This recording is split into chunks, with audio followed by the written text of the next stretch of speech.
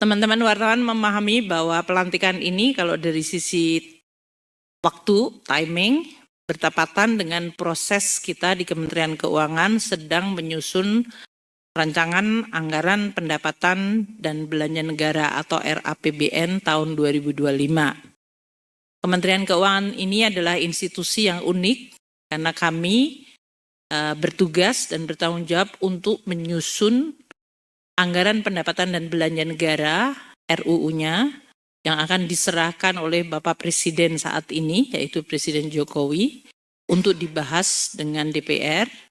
Namun ini adalah untuk APBN tahun 2025 yang akan menjalankan adalah pemerintah Presiden terpilih dan Wakil Presiden terpilih. Oleh karena itu, di dalam mengemban tugas tanggung jawab tersebut, kami Kementerian Keuangan memang harus berkoordinasi, berkomunikasi, terus melakukan kolaborasi terutama dengan Presiden terpilih dan timnya yang beliau tunjuk. Nah, dalam proses inilah kita terus melakukan.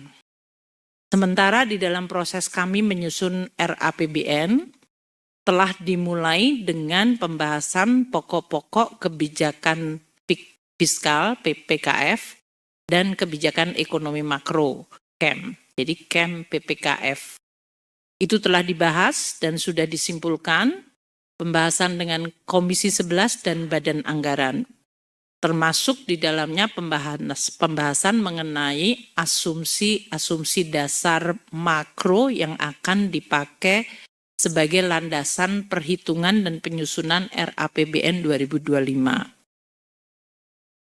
Kami terus berkoordinasi dalam proses siklus APBN-nya dalam hal ini, tentu saja membahas, mendiskusikan, dan kemudian mengambil kesimpulan dengan DPR, dan pada saat yang sama berkomunikasi, berkoordinasi dengan tim Presiden terpilih di dalam rangka penyusunan RAPBN 2025 tersebut beserta nota keuangannya.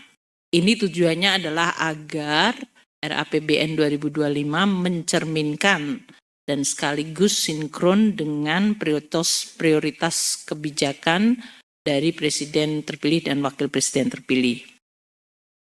Nah, Pak Thomas Jiwandono ini sebagai Wamenkeu akan bekerja sama dengan Pak Wamenkeu yang sekarang tentu adalah Pak Suhasil Nasara dan juga seluruh pejabat eselon 1 yang sekarang ini berdiri di sebelah kiri untuk bisa menjalankan tugas mengelola keuangan negara, menjalankan tugas sebagai bendahara negara bersama-sama kita dan terus menggunakan instrumen keuangan negara untuk bisa merespons dinamika perekonomian global dan nasional yang akan terus meningkat. Sekaligus juga kita harus mampu untuk memitigasi risiko dari berbagai dinamika tersebut supaya kita tetap bisa menjaga stabilitas ekonomi, menjaga dan memperkuat momentum pertumbuhan ekonomi, dan sekaligus juga untuk menjaga instrumen fiskal atau APBN agar terus sehat berkelanjutan.